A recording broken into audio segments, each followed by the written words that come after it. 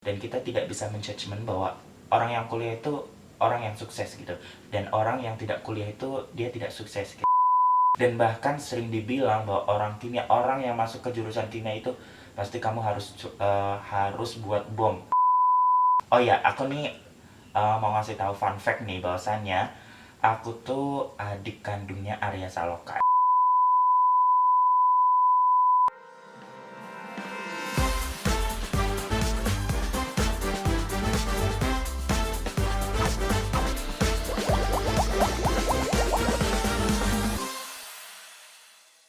Halo, assalamualaikum warahmatullahi wabarakatuh. Perkenalan dong kak, namanya siapa, asal daerah dari mana, kuliah di jurusan apa, dan angkatan berapa? Oke, waalaikumsalam warahmatullahi wabarakatuh. Sebelumnya perkenalan terlebih dahulu ya.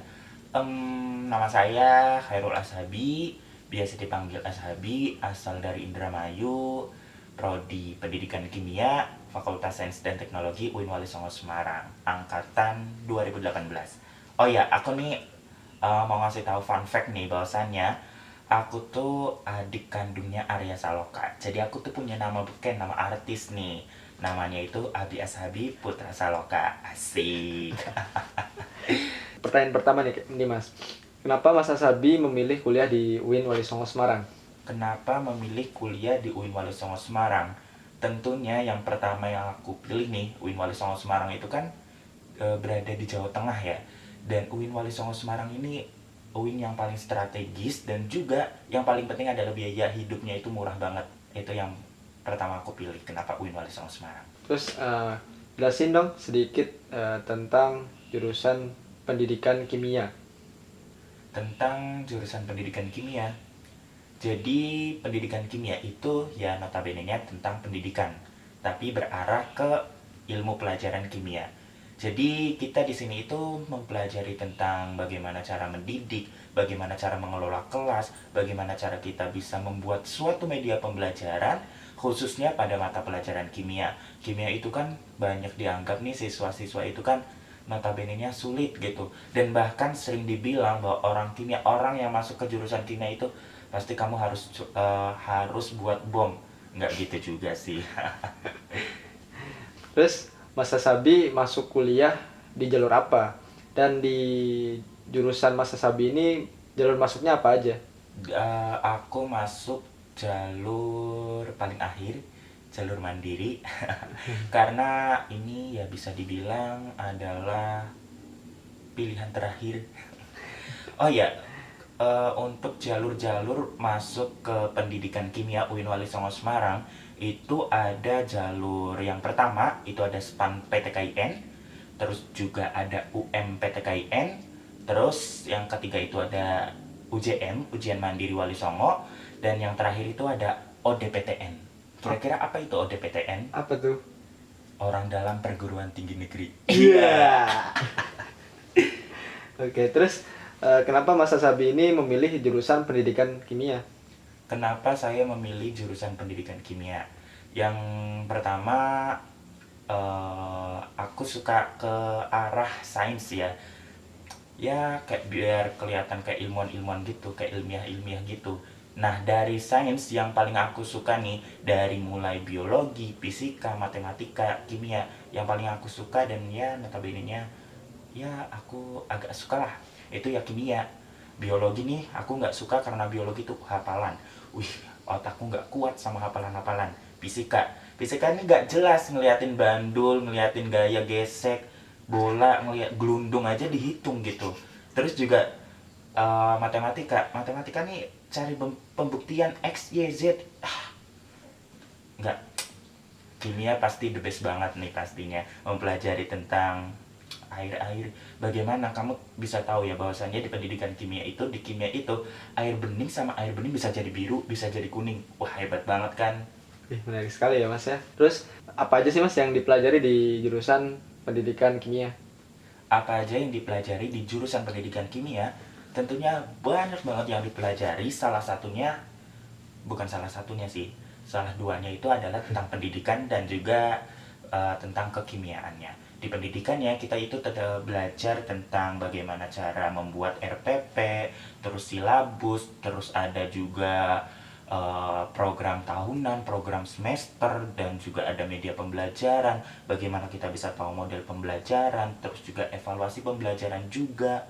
Dan kalau kekimiaannya itu ada banyak banget ilmu-ilmu kimia yang khususnya ya keterkaitan sama kehidupan gitu. Jadi mulai dari kimia lingkungan, terus ada juga kimia industri, terus juga ada kimia bahari itu kimia kelautan, terus juga ada kimia kosmetik, terus juga ada yang paling penting mikrobiologi gitu. Jadi hal-hal yang kecil-kecil itu kita teliti gitu loh. Kecil aja teliti apalagi gede. Iya. Wah, oh ternyata banyak sekali ya. Terus ada nggak sih kekurangan dan kelebihan di jurusan pendidikan kimia?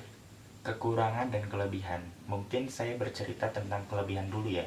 Jadi kelebihannya di pendidikan kimia ini itu dosennya udah ya verified banget ya. Jadi udah di masing-masing bidangnya gitu. Ada yang bidangnya mungkin di lingkungan, terus juga di bidang apa ya namanya industri, itu tuh udah diporsikan masing-masing. Dan juga labnya itu di laboratoriumnya itu udah banyak alat-alat yang ya bisa dibilang berkualitas dan juga menunjang untuk kita tuh bisa melakukan sebuah penelitian. Kan di pendidikan kimia juga walaupun kita itu berarah ke sekolah gitu pendidikan, itu kita juga tidak luput dari penelitian. Kita juga ada praktikum gitu. Jadi ya selama perkuliahan kita juga melaksanakan praktikum dan uji coba gitu. Jadi dari situ itu adalah sebuah kelebihannya. Kita mempunyai alat-alat yang verified juga dan juga bahan-bahan yang verified, dan tentunya ya kualitasnya nomor satu banget sih. Terus kalau kekurangannya mungkin aku belum menemukan kekurangannya ya, karena semuanya lebih banget sih, keren, gila. Oke oke. Terus apa aja sih yang sekiranya harus dipersiapkan ketika masuk di jurusan pendidikan kimia? Apa aja yang perlu dipersiapkan di jurusan pendidikan kimia? Jadi persiapan yang perlu untuk pendidikan kimia itu yang pertama kesiapan diri, niat, dan yang penting kalian harus siap begadang gitu. Kenapa harus siap begadang? Karena pasti ada laporan praktikum gitu.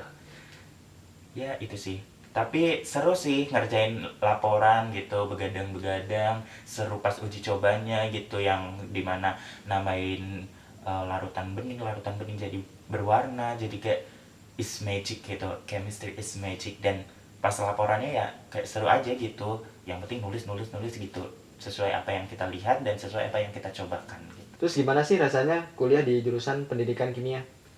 Rasanya kuliah di jurusan kimia menurut aku rasanya manis. Kenapa manis? Kenapa manis? Soalnya nggak pahit. Cia. Iya.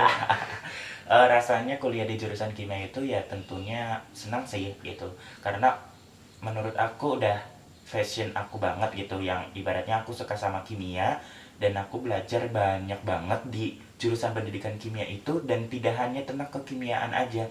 Dan aku belajar tentang kependidikan juga. Jadi bagaimana sih cara menelisik seorang siswa yang malas gitu, bagaimana cara mendekati siswa yang dia tuh introvert gitu mungkin ya, dan dia tidak bisa menyampaikan dirinya ke sosial, itu tuh bisa juga gitu. Jadi di situ tuh belajar banyak banget, dan aku ya menurut aku ini hal yang sangat luar biasa dan hal yang bermanfaat banget bagi diri aku, dan semoga bisa bermanfaat untuk orang lain juga.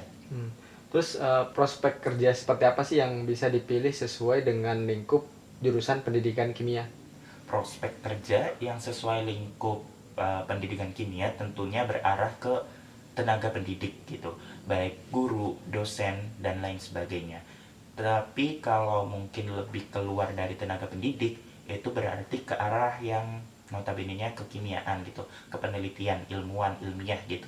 Jadi bisa jadi di LIPI gitu yang mengatur tentang penelitian-penelitian, terus MUI bisa jadi juga, bahkan bisa jadi laboran gitu yang menjaga laboratorium gitu. Itu sih bisa. Terus ini terakhir, pesan apa yang ingin disampaikan bagi para pelajar yang ingin kuliah di jurusan pendidikan kimia maupun para pelajar SMA yang tidak memilih untuk tidak kuliah? Pesan saya untuk yang kuliah ataupun tidak, itu sebenarnya adalah sebuah pilihan masing-masing gitu, dan kita tidak bisa menjudgment bahwa orang yang kuliah itu orang yang sukses gitu, dan orang yang tidak kuliah itu dia tidak sukses gitu, karena jalan hidup itu sudah ditakdirkan dan digariskan oleh Tuhan masing-masing.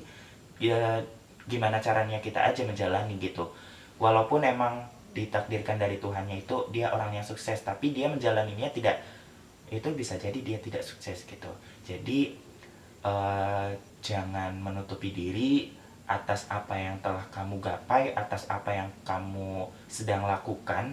Itu jangan menutupi diri, jangan memandang orang lain gitu, memandang capaian orang lain. Jadi apa ya, lebih ke self love sih gitu, kayak cinta sama diri sendiri gitu, cinta sama diri sendiri dan bangga sama diri sendiri, karena masing-masing orang pasti punya ciri khas dan punya kelebihan masing-masing, dan bahkan punya kreativitasnya masing-masing. Oke, terima kasih Mas Asabi. Oke.